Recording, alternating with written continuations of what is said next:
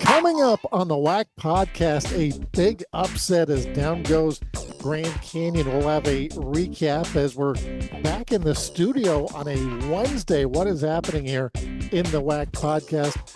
Lots of basketball to talk about, and before long, it's going to be baseball and softball season. Can you believe it?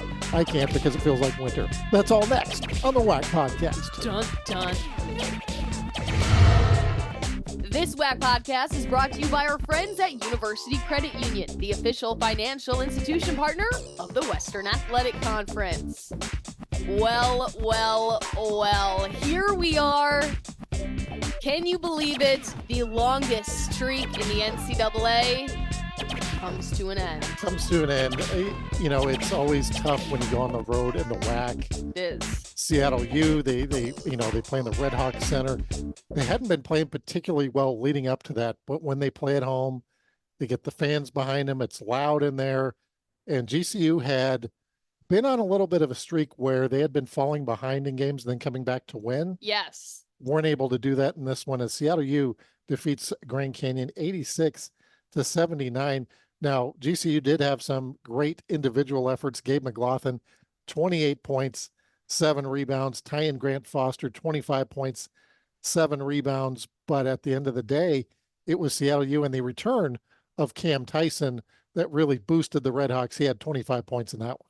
Yeah, he returned after a 2-game absence, 25 points, 4 rebounds, really made his presence known. 4 other Redhawks were in double figures: Kobe Williamson, John Christophilus, and Alex Schumacher, all in double figures. And, you just mentioned how Grand Canyon had been playing behind and coming out to win. And, sometimes when you're in that long win streak, you get so high in the winning and you just seem to be so successful that maybe the little things fall through the cracks. I don't know this. I'm not in their locker room, but it's a good checkpoint. Hey, we're midway through the season, got a lot of conference play left. And if you don't come out strong, especially on the road, there are things that are going to happen. And the Redhawks got hot when an 8-0 run at the very end to seal the deal.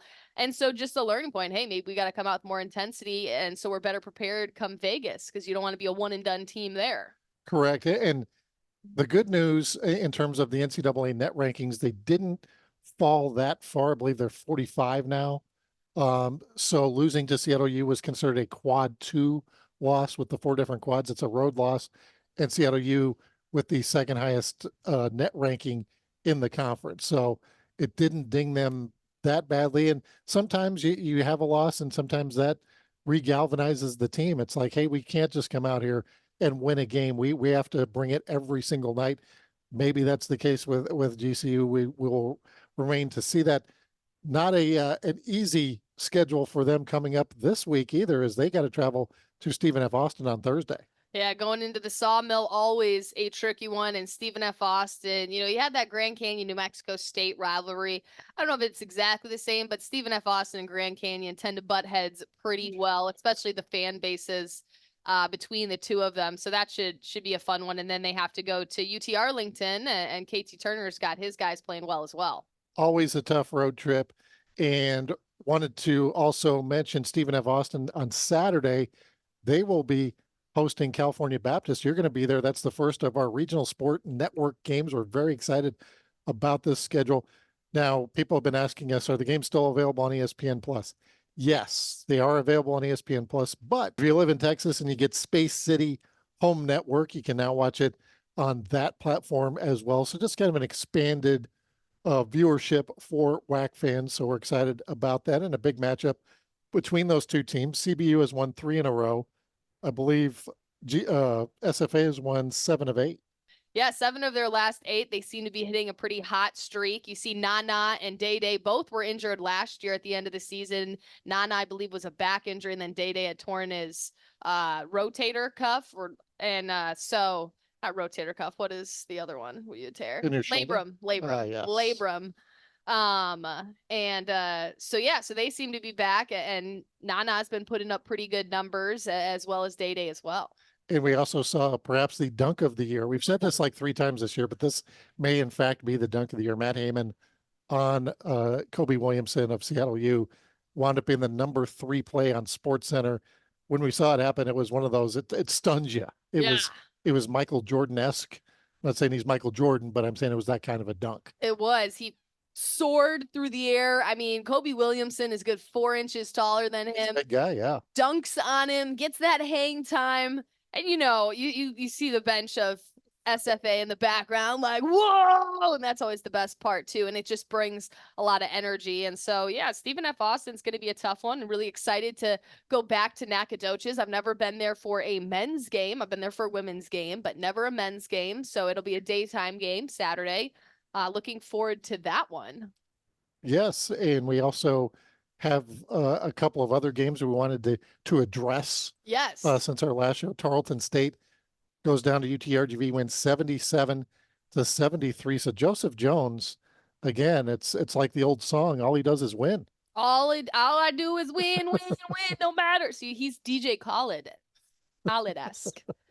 Yeah, I mean, how about this being down by 14 points at the half? They were down by 17 points with under 10 minutes to play. And that is just, I think, how Joseph Jones knows he's got a great team. Down by 17, and they're coming back, fighting through it. Lou Williams, career night for him, 28 points, 6 rebounds, made the most field goals in Tarleton history. WAC Tarleton Division I era with 13.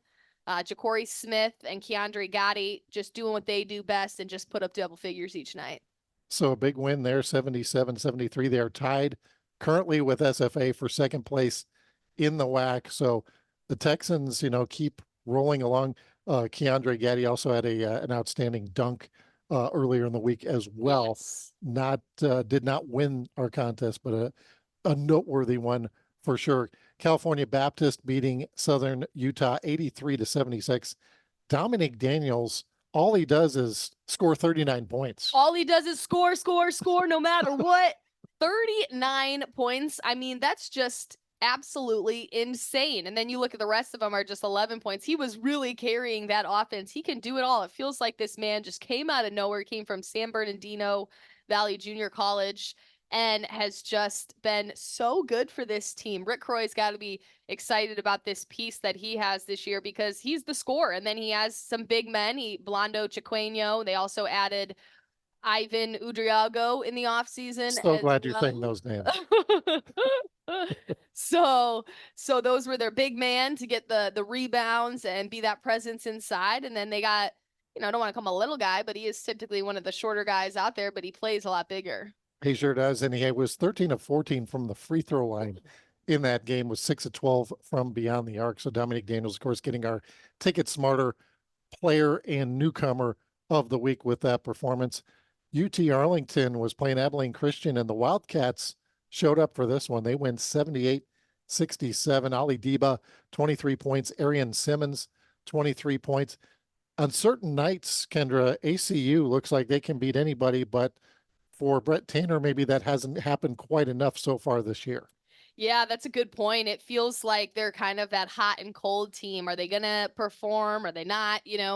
And we talked to Coach Tanner earlier. He said he didn't like their defense. He felt like their offense was finally clicking, but not their defense. And so you have some nights where they're really locked in and others where they're not. But against UT Arlington, they were able to get it done. When you look at just even the box score, they were up by 8 at the break and then just were able to continue on. So they seem to have put together a complete game there. But Coach Tanner mentioning that it was the second half that he was the most proud of, saying, this has got to be a turning point. We got to be able to play 2 full halves of basketball, and they were able to do so. Philip Russell, who we talked a little bit about last week, made his return. Still coming off the bench, 25 minutes, 9 points. So Micaiah Williams for UTA, he has been playing well as of late as well. 17 points for him in that one. Utah Valley coming up big against Utah Tech. They win 84-71, 26 points from Tanner Toulson, as well as 7 rebounds. Drake Allen, 16 points, 5 rebounds, 4 assists. So big game for the Wolverines. Absolutely. Wolverines starting to catch a little stride here. They snapped their 3-game losing streak, which is always a positive, especially when you get into conference play. You don't want to fall into a 4-game losing streak in conference play. It's hard to climb out of that. And so really quality effort from them to just be able to take the lead early on. Toulson had a 3-pointer that he knocked down early. It sparked a 10-0 run for the next 6 minutes. So they really started playing with intensity early, and very exciting to see what this team can grow and develop into. So games on Thursday, UTRGV hosting California Baptist, Stephen F. Austin against GCU, Southern Utah at Tarleton State. Can the Texans keep it rolling there? Abilene Christian against Utah Tech. And then Friday, Seattle U against Utah Valley. Program note, that game was originally scheduled for ESPNU, will be on ESPN Plus on Friday at Seattle U. And of course, Saturday, then we have the RSN game at Stephen F. Austin. So a lot to look forward to this upcoming week in men's basketball. Coming up next, how about we talk some women's hoops? Let's do it. Stay with us. Down, down, down. Welcome back to the WAC podcast. Eric Danner, Kendra Sheehan, now talking women's hoops. We saw Grand Canyon men lose perhaps a little bit unexpectedly to Seattle U. The women would have been a little bit more unexpectedly, but they came out on top after a 2 overtime thriller. Oh my goodness. Double overtime thrill. I think it was a little bit of a shock for Seattle U. You know, they come into the contest. I mean, they're 1-7 right now in the WAC, 1-16 on the year, and they just come out to Grand Canyon and in Phoenix, Phoenix, yes. And they just take over, especially that first quarter, 16-9.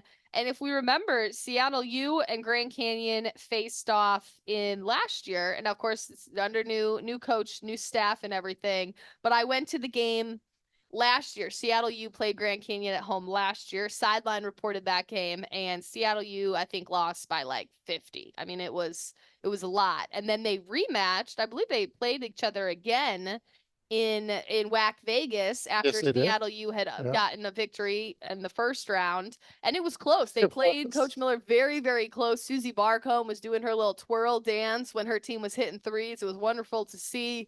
And so there's I don't know, there's almost a little bit of West Coast rivalry here, of course, as well. And Grand Canyon gets back all of their players in Trinity San Antonio, Tierra Brown. We were talking a little bit earlier off camera about Jada Holland being back on the team. She was WAC Freshman of the Year, is back after 4 years spending at UC Riverside and San Jose State. Nadia Evans missed a game. She was back. She played 45 minutes in the double OT thriller, scoring 21 points. So there's a lot of, with players out, people were taking on different roles. Now it's almost, now you got to figure out, okay, where do you fit in now? Right. Because we saw Shea Fano play a pretty big role in their win over Utah Valley. She only gets 4 minutes in the game against Seattle U. Sydney Palma, another player that's had a lot of experience, transfer from CBU. So where do these players fit in?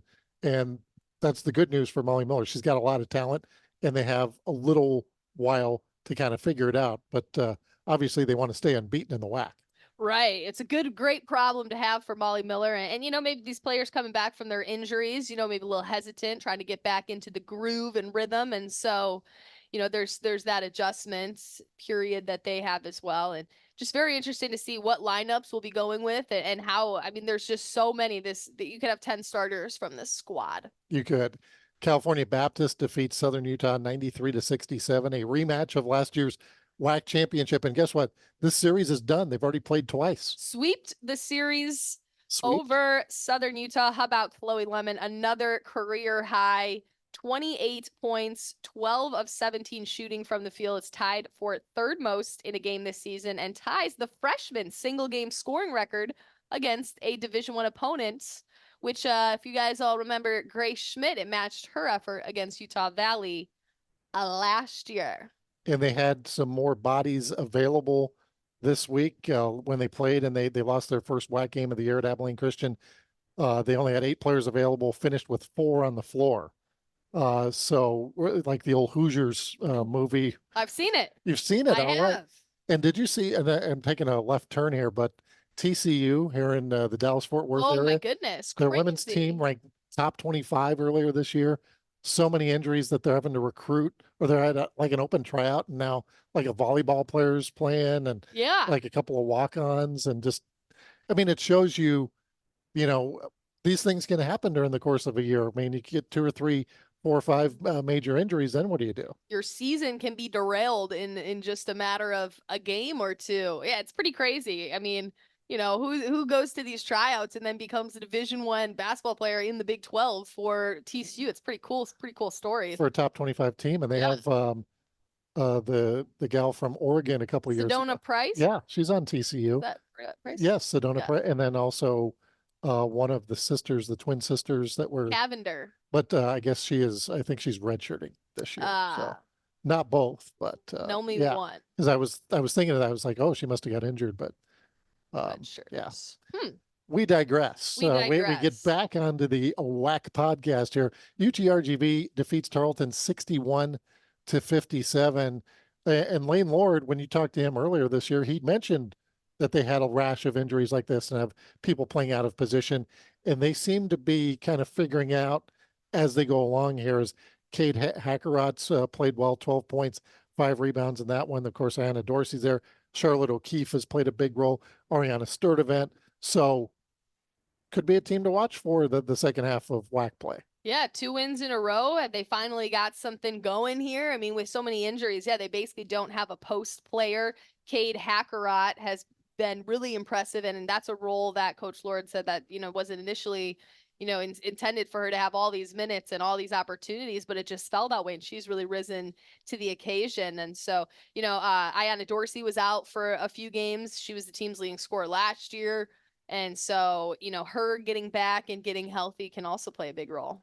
UT Arlington played Abilene Christian, and the Lady Mavs getting back on the winning side of things, 74-65, as Gia Adams and Talia Clark both score 17 in that one. Remember, UTA did fall to UTRGV, so they're back winning. So they had a slow start to the season. Had a long win streak, but they had won 7 in a row, and now they get back in the W column. And ACU, they're a team. I would say maybe like their men's team, they can beat anybody on any given night. They certainly can. What was really impressive, I think, with UT Arlington is how their defense, they held the Wildcats 3-point shooting to just 26.9% compared to the matchup earlier where it was 51.4. So they really locked down on that perimeter shooting, and they also dominated in the paint. They outscored them 50-22 inside. Pretty good numbers for UT Arlington. Avery Brittingham, that transfer from SFA, had 9 points, 9 rebounds, 5 assists, 4 steals, 1 block. You love when they fill up the stat sheet like so. I'm a fan of losing streaks coming to an end mid-season. You can't be winning 20 in a row and come tournament time. I don't know. It's just me. You got to get a loss. You got to get that life lesson in. You gotta. Utah Valley, Dan Nielsen does this every year. He's kind of flying under the radar. They go to Utah Tech, again, one of the better teams in women's basketball in the WAC this year, and get a dub 55-52. And they just have kind of a balanced attack. Jenna Dick scores 15. Kylie Mabry had 12 in that one, as Utah Tech, poor shooting night for them. Maddie Warren scored 16. Caitlin Deaver had 14, but definitely a game. I mean, you would have thought going into that Utah Tech would have the advantage. Yeah, Utah Tech's another one of those teams. They can play really, really well and then just so-so, and they can hang in there. They have so much quality on their roster. They can really hang in there even on a poor night.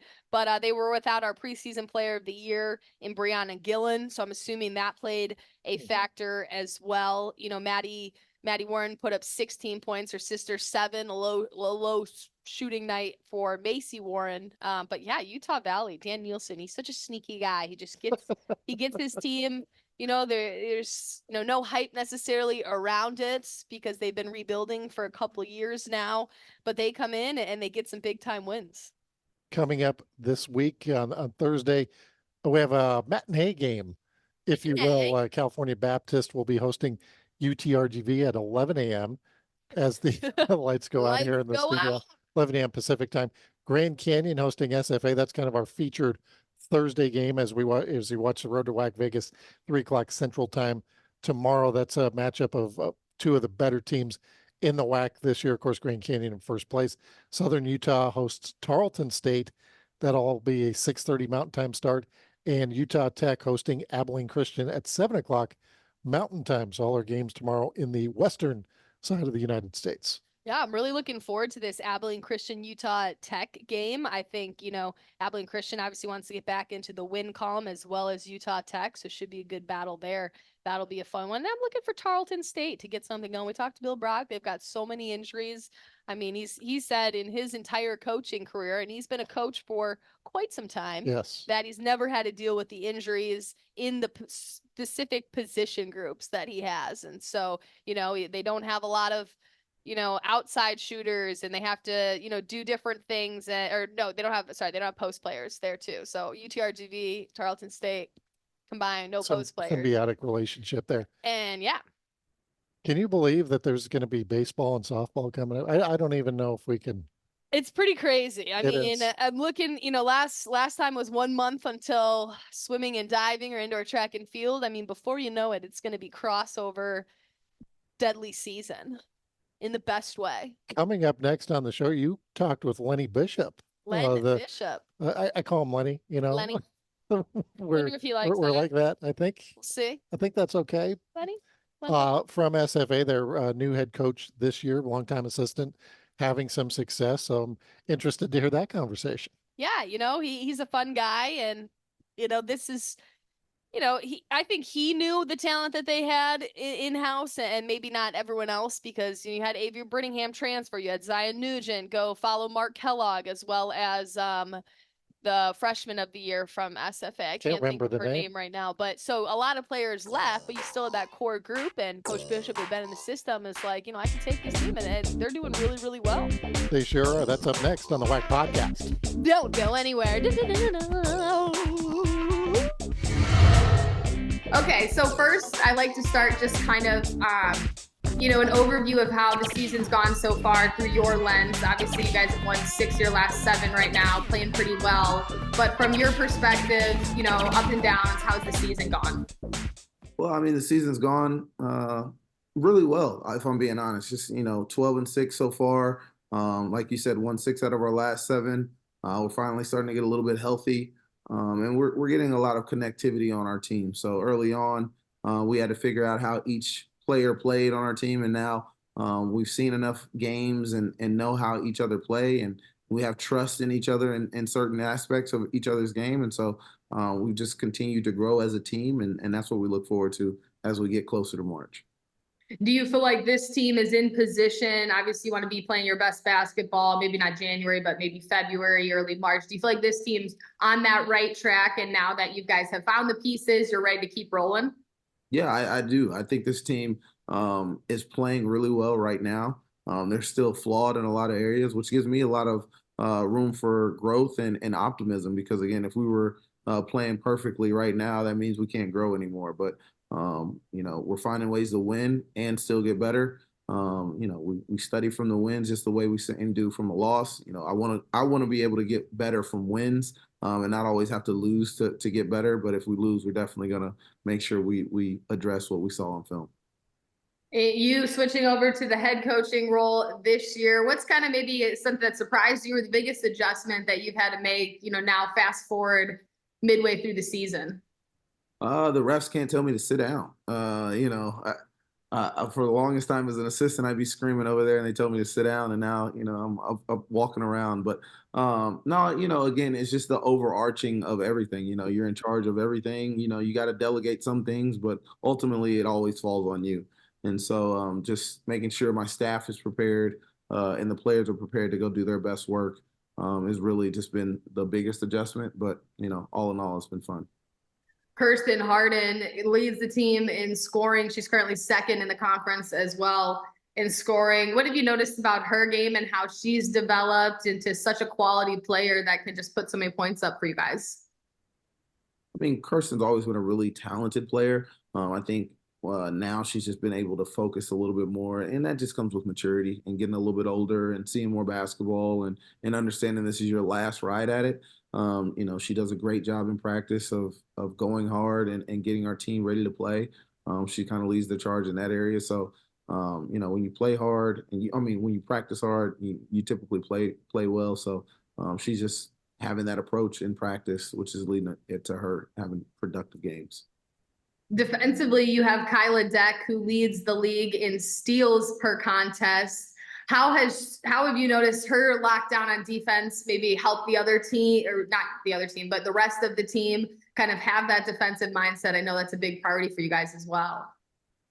Yeah, I mean, you bring up Kyla Deck, and we also have Destiny Lombard, who's at the top of the conference in steals. So, I mean, those two, we talk about, we got Deion Sanders on one side and Darrell Rivas on the other. Again, they can be lockdown defenders when they need to, and they kind of just set the tone for our defensive prowess. So, again, we look forward to them continuing to do that for us, but also not only just getting steals, but just being all around great defenders. And so they lead the charge for us in that. And hopefully, we can just continue to do that.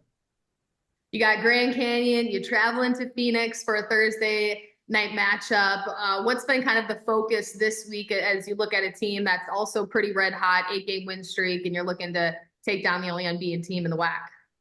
Well, I mean, just focusing on us. I mean, obviously they're a really good team, really talented players, and well coached. And so, when you see all of that and you're going into a hostile environment, you got to control the controllables, and we got to control how well we play, how hard we play, and then how well we just keep our composure when we're on the road. So, as much as we're focusing on GCU, we're focusing on the Lady Jacks as well, because we still have a lot of room for growth. Where have you noticed the biggest growth from the start of season when you guys were practicing the summer until now that you've really liked and maybe even want to continue expanding on? I just think our connectivity as a team, again, I think our assist numbers have started to rise. And that's just because we're expecting people to be where they're supposed to be. And we know, all right, this person's going to back cut, or this person's going to do this on the screen. And so we just learned each other's game over time. And so it has allowed us to kind of start to play a little bit more seamless. And then, contrary, like, what do you want to see improvement of? What's maybe something that you haven't liked this season that needs to improve in order to make a run in the tournament? I think we can still take care of the ball a little bit better. Our turnover numbers aren't astronomical, but they're sometimes they're timely turnovers, and sometimes they're careless turnovers. I have no problem with aggressive turnovers. If you're playing the right way and you're playing aggressively, you're going to turn the ball over. But it's when we have the careless turnover. And then, we do press, we do get up and down. We like to get up in people's face and guard them.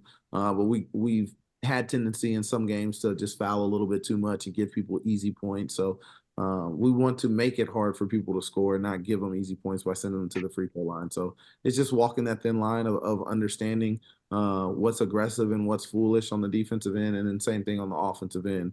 Not making low risk, high reward plays, or what I meant to say there, but the high risk, low reward plays on the other end. So just continuing to grow and understand the game.